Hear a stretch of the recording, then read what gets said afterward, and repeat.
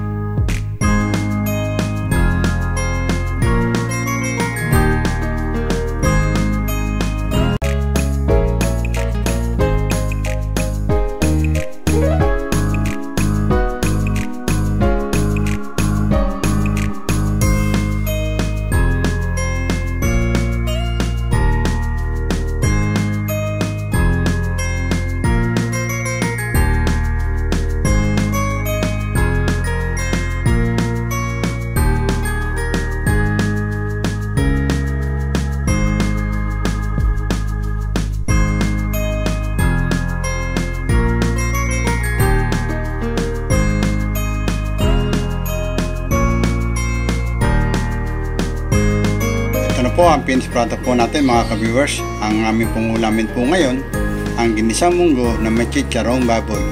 To all my subscriber and to all my viewers, maraming salamat po muli sa pagsama. God bless po sa inyong lahat. Bye bye po, kain po tayo.